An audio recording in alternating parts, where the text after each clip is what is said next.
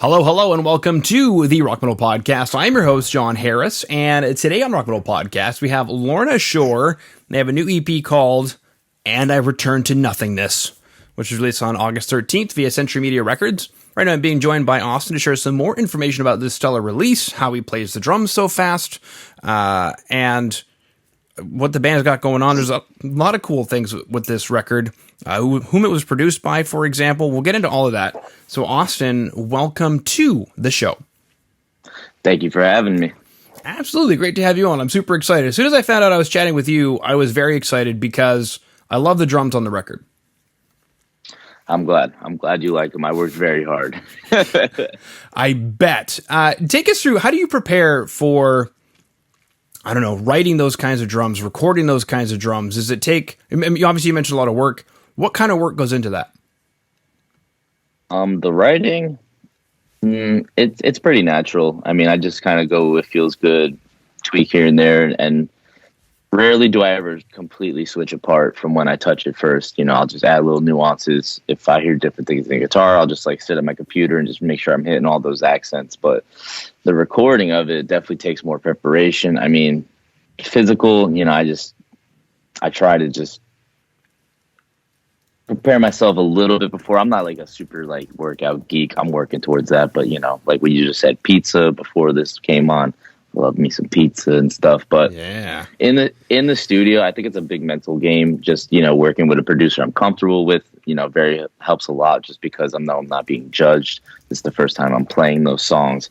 Not like he's expecting me to just rip 270 for 5 minutes, one takes, let's go, you know. So working with a producer comfortable with me, understanding, and he's also a drummer. He knows how crazy this stuff is. So, you know, that all brings me a lot of mental ease. And then as far as physical, I mean, a lot of coffee, you know. Immortal, we went Death Wish coffee crazy. We ordered 2 bags. I think we killed about a bag and a half in a month, but we let that down this record, you know, this EP. We try to just, you know, keep it a little more straight and narrow, not all over the place. Cause I mean, we were all, you know, halfway through the day getting like caffeine poisoning, having to lay down for an hour. So, you know, this EP, you know, just, you know, and being able to take a break, you know, not being pushed too hard, you know, just, yeah, I mean, it really is comfortable. I mean, I hate to just be like, oh, it's easy, but like, I don't know, this is just what I do. So, I mean, when I hit the studio, it's just another day in the life, you know, just making sure I'm playing well and making sure all the things that I put in my pre-pro is being played. And yeah, he makes it easy for me. I got a TV screen next to me. It has the MIDI there. So it's almost like playing Guitar Hero. I'll be playing and I'll see a fill coming up and I'm just like reading it. I'm like, all right, it's 4 on the snare, 4 on the rack, 2 splash, back to the kicks, snare, rack. So it's a big kind of Simon Says game sometimes, you know, when we're learning parts. But yeah, having that there is good because, you know, the parts are in my head, but visually seeing it helps a lot more. And, you know, just kind of timing out fills, you know, what exactly am I doing? Because, you know, when you're ripping that fast, it's like, all right, well, I could do whatever. And I'll rip a fill, but it won't be the one I made that I really love. And sometimes we'll just say, hey, that's more natural sounding. Let's rock with that. That's what you would do. Yeah. And then sometimes I step out of my box and I'm going, no, I really want to dial in that fill because I want to learn that. I want to be able to play that. I want to do it. So, you know, we'll just spend a good 10, 15 minutes just dissecting that fill and going like, all right, that's cool. So this EP, we definitely did do that a lot, just articulating the fills because I wanted to focus more on that because, you know, playing blast beats all day, every day is fun, but you need a little break. And if that break is cool and sounds fun, then we're all good. Mm-hmm. I'm straight. So yeah, just a lot of it's a big mental game, you know. Physical definitely takes its toll, but you know, as I get healthier with my life, all those things become easier. So hopefully one day I'll just be ripping through 5-6 minutes of 270, 280, no problem. But we gotta write, you know, a lot of writing is done in the studio though. And like, I don't like get married to parts before we come in. Like there's certain parts I can rip, you know, a good 2-3 minute section of it, but then, you know, there's a new part that we just wrote and I'll have to like learn that and just kind of put that in there. So yeah, a lot of comfortability with Josh Schroeder, and he knows what he's doing. He doesn't overwork me. You know, we'll get the takes we need, and then he goes off to the races. Yeah, and Josh Schroeder is one of the few producers who uses Reaper, kind of like a fun tidbit. Yeah. And he paid for it. I've seen the screenshot of his license. He paid for it.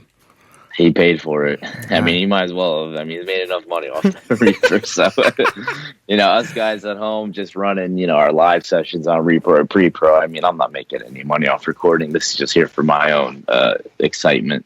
So I'll keep evaluating until the cows come home or someone pays me, hey, I'm coming to do a record with you. Spend the $60. Like, yeah, it's like such a small amount of money to own Reaper, but I don't know. That's what's cool about the company, though. They don't even like hate on people that don't buy it. They're just like, no, this is for you. And if you want it and it brings you enough success and you use it enough, then go ahead and buy it. You don't get anything extra by buying it. Mm-hmm.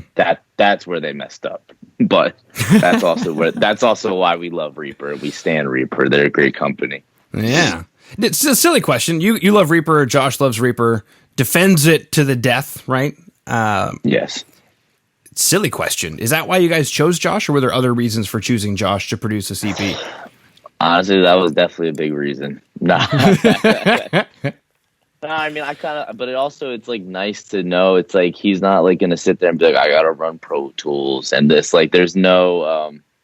No, it's just nice to not have someone that's so like, this is the way it needs to be. This is how we're recording. It's like, hey man, we're running Reaper. I'm gonna do whatever I can. We're gonna redline everything. We're going to make, as long as it sounds good, that's all that matters. It doesn't matter about where's the compression at, where's the EQ at, am I scooping this and bumping that. It's just whatever sounds right. And like, I think that's why our sound is definitely different from other bands' recordings, because there's no template. Every time we go in, it's a brand new guitar tones. We'll mic the drums up similarly, but do something different, whether it be even just adding a mic or adding another room mic, progressively. So yeah, at first, like when we were recording, it was very simple setup. I mean, it was no different than playing a show. Just toms were mic'd, overheads, snare, top, bottom. That's it. And as we've gotten on, we're like, all right, let's maybe ride the mic. Or mic the ride. Let's, mic certain accent samples and just give it a bit more clear. And then, I mean, he did talk to me about possibly doing shells and cymbals separately, but we're not doing that. That's where he went wrong. I am not doing that. That's not playing drums. That's very it's very degrading. Oh, cool. All right. We were chatting about Josh and why you guys chose Josh.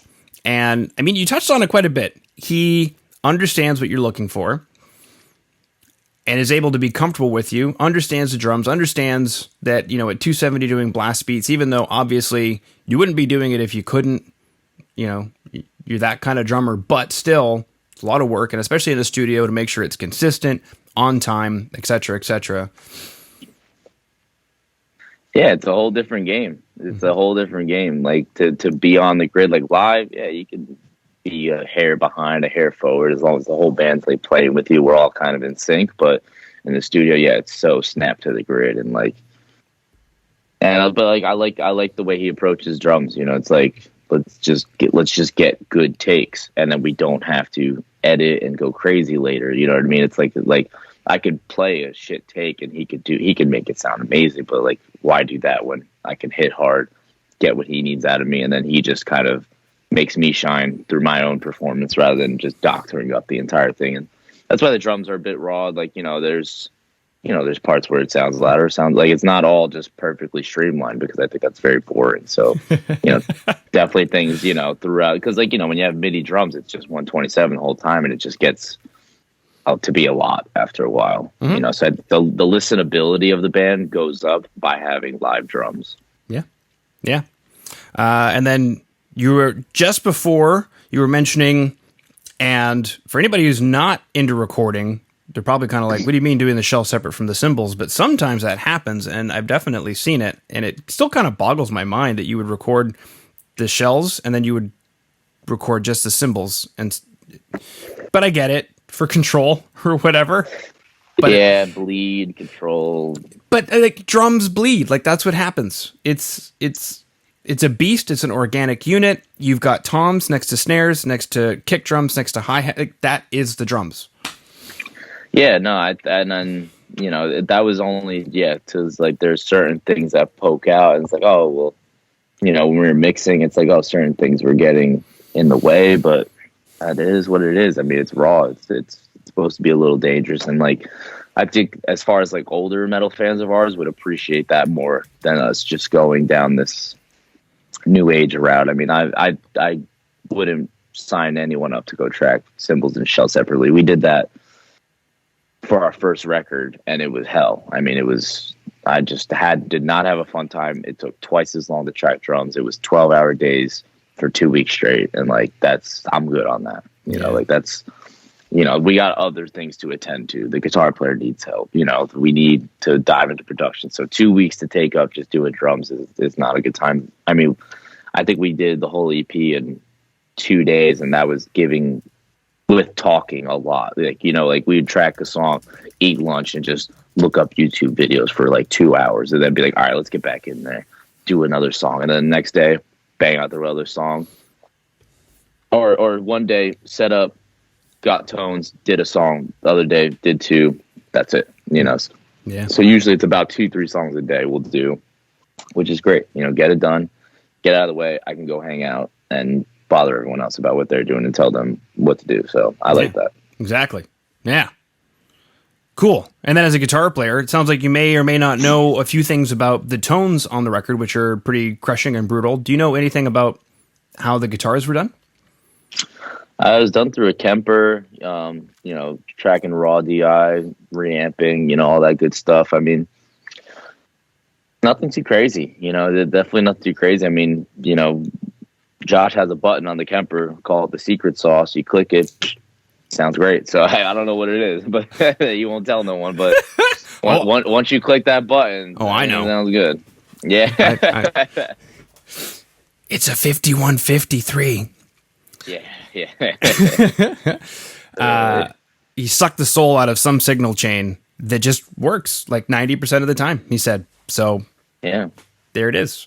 And exactly. No need to chase down amps and mics and cabs, because it's really the guitar player that makes it sound the way it sounds, to be perfectly honest. Oh, yeah, definitely. I mean, you could plug me into that same rig, it ain't going to sound like nothing. Nope. All my chugs got feedback on them, and it's just not a good time.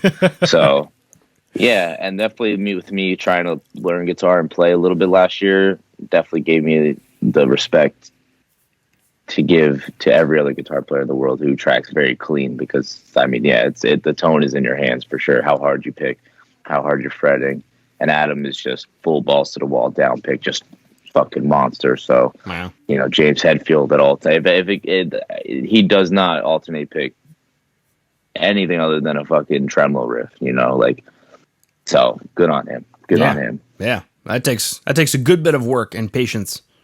Yeah, he hates his forearms. You know, he just abuses them. I know, because you're already going that direction to just go down again. So you have to get really good at, you know, going fast. But yeah, I love watching him play, man. That guitar is screaming. Speaking of screaming, we got a couple of music videos that are going to be posted in today's show notes. So for those who are watching on YouTube or the website, therockmetalpodcast.ca, you're listening on Spotify, Apple Music, TuneIn, iHeart, wherever it is you're listening. In today's show notes, you've got a link to the band's website, as well as to two music videos that at the time of recording I have access to the Hellfire and I Return to Nothingness. So I guess maybe take us through these music videos. What went into filming these bad boys?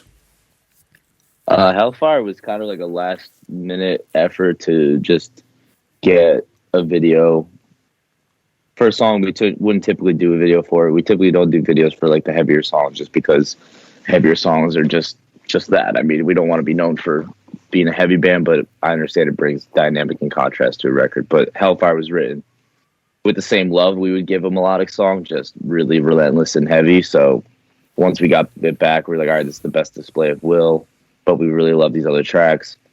Don't have that much money video budget wise, so we hit up our buddy Eric DeCarlo, who's in New Jersey, so we didn't have to fly anyone out. He gave us a great deal, made it happen, brought some fire.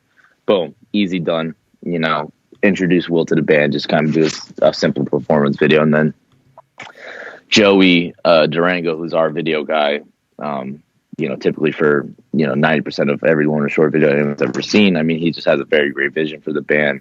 It's a very different process. I mean, he will hire, actors and actresses, lock down locations, get drone guys, crane guys, you name it, and pretty much just comes to us, films us in a room, and says, all right, cool, everything's done, I'll send you the video. So, we don't see the B-roll being filmed. We just show up to a cool room, and he goes, all right, cool, set up, play. We'll do like 3 takes, and he's like, all right, cool, I got everything I need. I'm like, okay. So it's very easy with him. And, just went back and forth with a lot of concepts, and kind of just let him ride. Like if he has a strong concept that he believes in, we're typically like, yo, man, like, do what you want to do. There's much of this music video is as much of a display as our talents and everything as it is yours. Like he is a part of us. So yeah, this one we just let him rock on. I Return to Nothingness, and he just made like a 6-minute, Michael Bay looking movie, so I was like, cool, man, like that's cool with me, so going forward, I mean, we're definitely just gonna try and do some different things as far as just like, different types of storyline, different locations, different vibes, all depending on, the music and the band. So yeah, I mean, it's fun working with Joey. I mean, he's a great guy, one of my favorite people to work with in this industry. And Eric, also as a new person working for the band, had a great time. And then his behind the scenes guy, James, is actually doing our tour content that everyone's been seeing and we'll see on the next tour. So it's cool. I mean, it definitely opened some doors, brought in some new people, and, it's just nice to have more creative people on the team, working for us. Yeah. And you mentioned a tour there. I do have some tour dates. It looks like September, October, and did I miss something else? Well, those are 2022 dates for Europe. So when this airs, more than likely you guys will just be finishing up the US tour. And then obviously there's the 2022 dates in Europe. I'm still kind of weird about talking about tour dates because the world is still upside down. But if you wouldn't mind, I guess, chatting about I don't know, you haven't gone on the tour yet. So what are you most excited about other than just being on tour that you probably haven't done in almost 2 years? Yeah, I mean, I'm excited to just be with my boys in the van, just working towards the same goal every day. At home, just like fighting my own battles, and on tour, we're all fighting the same battle, just playing good every day, and living in the moment, being very present. You're not worried too much about the future or the past. You got to worry about that day. That's definitely something I miss. As someone whose mind likes to wander and go different places, definitely excited to just go to different cities. I mean, I love eating. I'm vegan. There's a lot of great vegan places, outside of New Jersey. So I already have like where I'm going to eat when I'm in certain cities, like, just like tackling it. And like, I've been vegan on tour like one other time, I was like vegetarian and mostly vegan, but like, I've been full blown vegan for almost over a year and a half now. So, it's nice to just have that diligence instilled in my mind going on tour and being like, all right, like, this is my lifestyle. Like, I'm already at that point where I walk past sections of grocery stores and gas stations where it's like, my eyes filter to what I know I can eat. But it's cool to go to cities and have like these full blown, beautiful, like, vegan spots that are doing different stuff. And I'm honestly really excited about that. I mean, I love eating a good meal, and like, you eat a vegan meal, you feel really good. I mean, in the past we'd eat, a big fat burrito filled with carne asada and all this stuff or whatever it might be. And then I got to play a show that day and I'm like, oh my God, like, how am I going to do this? Like, I just ate 10-pound burrito or a 20-pound burger. So I'm excited to feel good on this tour. I think everything's going to be good. I mean, I had some health issues before the shows and had to get some things corrected and, with my spine, scary stuff, but I'm prepared. I'm feeling good, and no matter what, nothing's going to hold me back. I mean, even if I didn't feel good, I'm still going to play. Like and call that negligent, call it whatever you want. It's just, that's how much I love this. I'm not going to I would never be like, I'm not feeling up to it, I'm not going to play the show. Like, we don't have that kind of job. It's now, the opportunity's now. You miss that opportunity, it's gone forever. Mm-hmm. It's not like a job I could just go, I'll pick back up Monday and pick up on the work I left off. Like, no. So, I'm just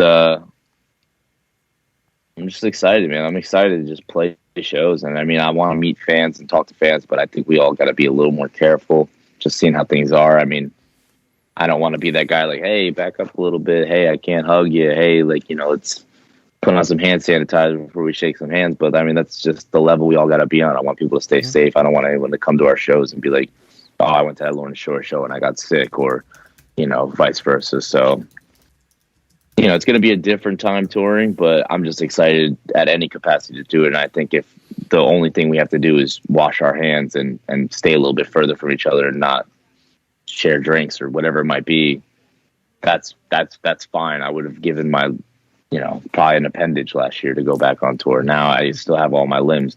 That's good. Yeah. But we could just double up on the hand sanitizer, double up on wearing a mask at all times. I'm not trying to be that guy, but you gotta be. I mean, we gotta be safe, and I care, and I do care about people, and I'm not gonna act like I care about the world by telling people, there's, I don't know, in the vaccine that's gonna take over your life. You know what I mean? I just don't believe in that.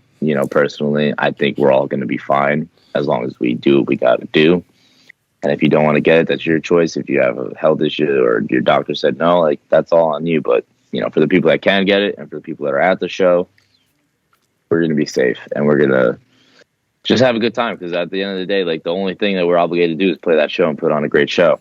Everything else is extra. So, and I've always been a person to talk to every single person, go to the bar, share a drink, whatever. But this tour is definitely going to be a bit more just about being on tour and, like, do what we got to do and running a tight ship. Yeah. Disciplined, I guess you could say, Yeah. The world is still upside down, so you got to act accordingly. When in Rome, when the world is upside down, you got to wear a mask and hand sanitizer. And I mean, I guess the good news is, if everybody in the venue is vaccinated, then you'll get really good cell service because of the enhanced 5G. Dude, it's going to be great. Everybody will be magnetic, so you guys will have to be careful, because everybody will be magnetic. What else is there that happens?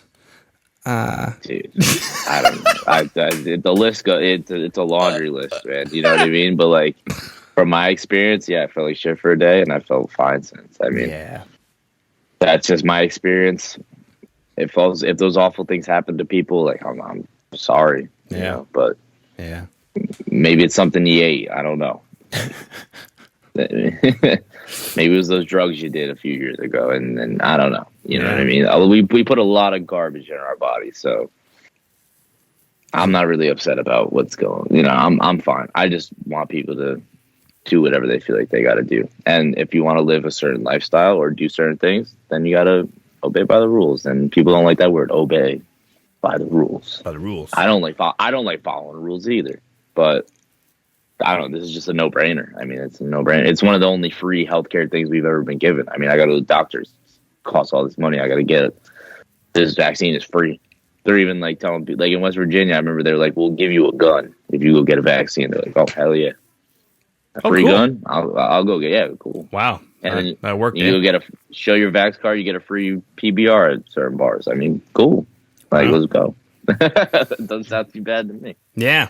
We tried some vaccine lottery stuff here where some rednecks were given a free hunting license for life. They don't have to pay for the hunting license, and it's free for life. And we're still having issues with rednecks. Come on. Free hunting license. I know. Come on now. I know. That's a good deal. It is.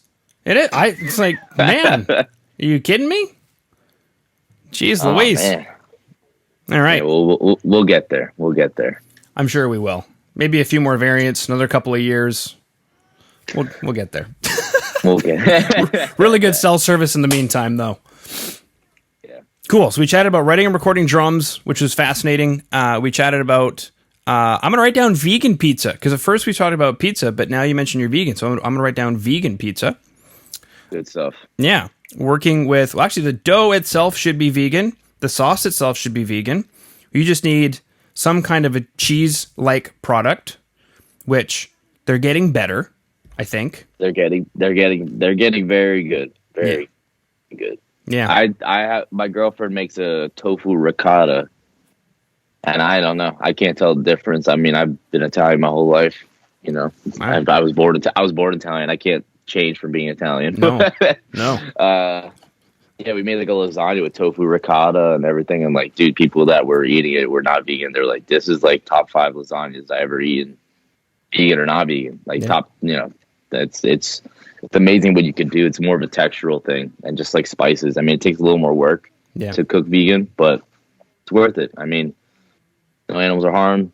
Good for the environment. Even if you're not, even if you don't look at a cow and cry. I mean, this world we live in there's so much shit that goes into, that industry of, meat and just, even just waste, like packaging and all these things. So I've definitely been more mindful of that over the last year and a half. And it just feels good. I mean, just the more people that get on that, even if you just eat a few plant-based meals a month, a week, whatever it might be, eat high quality meats, like just eat the high quality stuff. Don't go eat a $3 quarter pounder. I mean, there's no good in that. But if you want to go spend, $15-20 on a really sick burger, or like $100 or $60 on a really good steak, I mean, go for it. But, having like an Applebee's sirloin that's made of meat glue and all this crap, you know what I mean? It's just like, I don't think it's the right play. I don't think it's doing us any service, and people have a lot of health issues, so. Yeah. Yep. Just be more mindful. Be more mindful. You know what I mean? Just definitely be more mindful. Mm-hmm. Chat about working with Josh Schroeder, so shout out to him. We chatted about Reaper because that is a natural, accoutrement to chatting about Josh Schroeder. Yes. We chatted about Death Wish Coffee, and we also chatted about COVID tour protocol. So, I mean, I endorse that. I think that's the path to success. If we're going to move forward and try to reopen everything, we're just going to have to be those people. Gotta be. I'm not ashamed. I'm not ashamed, because if I'm not those people, then I'm not helping my industry out whatsoever. And I can't say I care about the industry. I would only be caring about myself and my, whatever I would think about if I was that type of person. But I mean, I want to see everyone play shows. I mean, I want to see everyone having their lives back.